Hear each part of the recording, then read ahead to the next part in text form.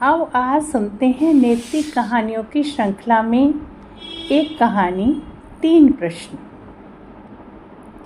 विख्यात रूसी साहित्यकार टॉल्स्टॉय अपनी कहानी 3 प्रश्न में लिखते हैं कि किसी राजा के मन में 3 प्रश्न अक्सर उठा करते थे, जिनके उत्तर पाने के लिए वह अत्यंत अधीर था।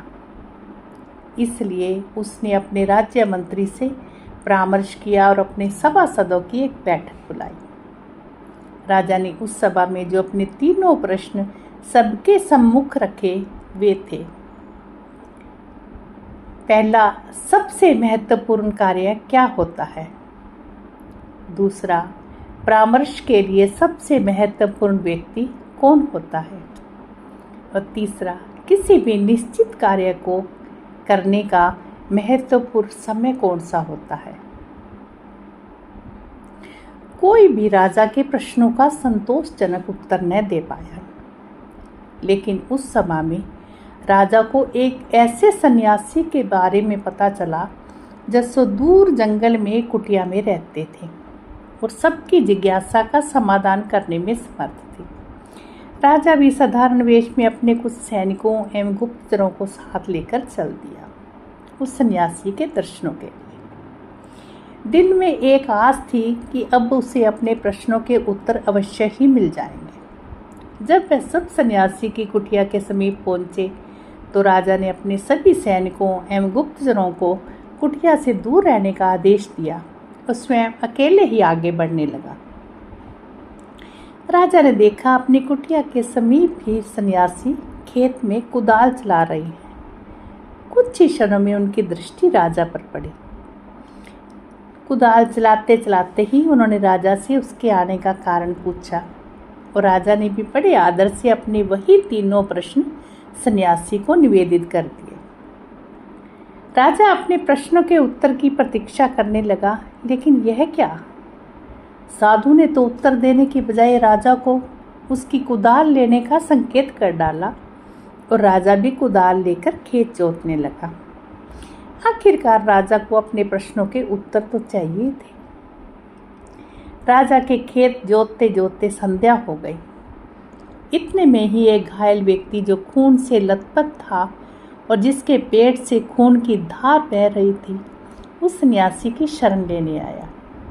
अब सन्यासी एवं राजा दोनों ने मिलकर उस घायल की मरहम पट्टी की। दर्द से कुछ राहत मिली तो घायल सो गया।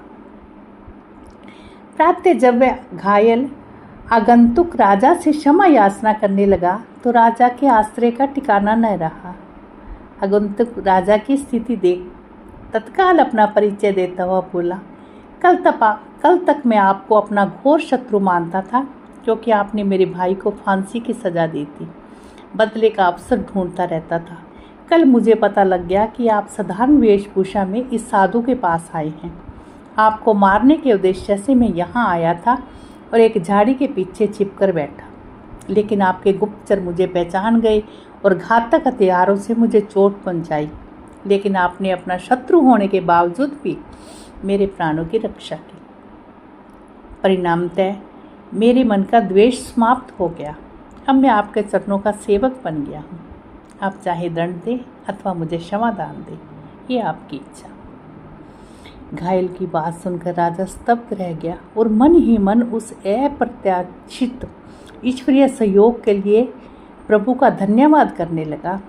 सन्यासी मुस्कुराया और राजा से कहने लगा, राजन, क्या अभी भी आपको अपने प्रश्नों के उत्तर नहीं मिले? राजा कुछ दुविधा में दिखाई दे रहा था, इसलिए सन्यासी ने आगे बात बढ़ाई। आपके पहले प्रश्न का उत्तर है, सबसे महत्वपूर्ण कार्य वही होता है जो हमारे सामने होता है, जैसे आपने मुझे खेत जोतने में सहयोग दिया।